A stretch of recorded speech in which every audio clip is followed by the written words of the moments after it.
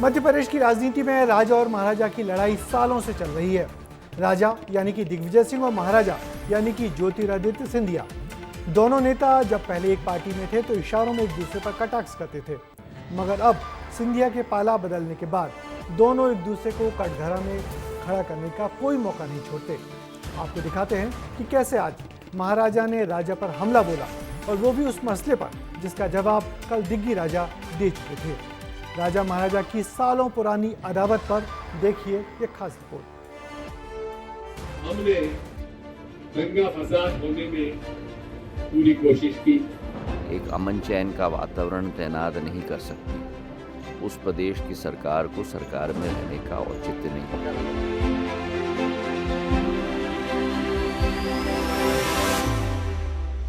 सन 1818 में जिस सिंधिया राज घराने ने राघोगढ़ रियासत को अपने अधीन करके राजस्व वसूलने का जिम्मा दे रखा था, आज इतने सालों बाद भी एक बार फिर वही दोनों घराने आमने सामने हैं।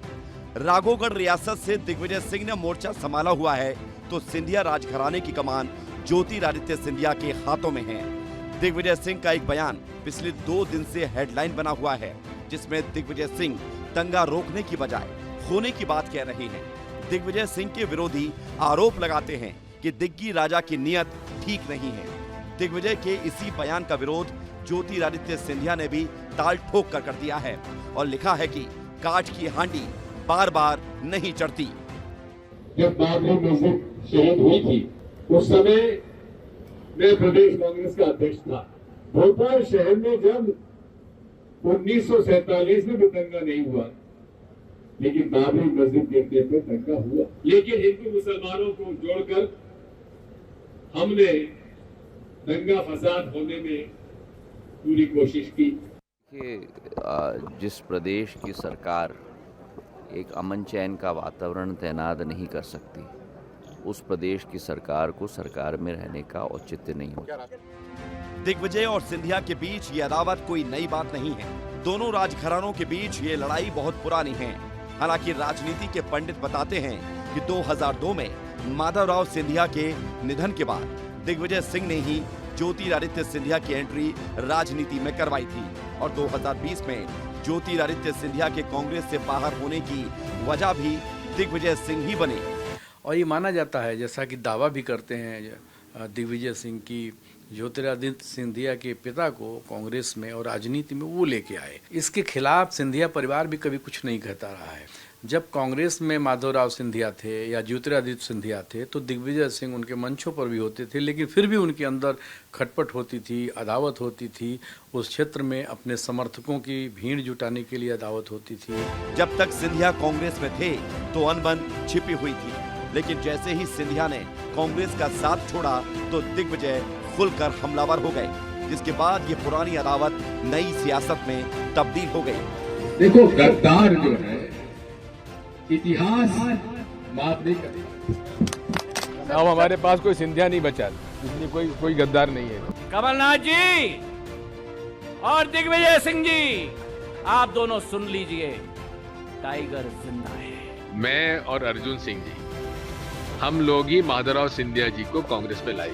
माननीय सिंधिया जी को बधाई देता हूं माननीय सभापति महोदय, जितने अच्छे ढंग से वे यूपीए सरकार में सरकार का पक्ष रखते थे, उतना ही अच्छे ढंग से उन्होंने आज भाजपा का पक्ष रखा। आपको बधाई हो।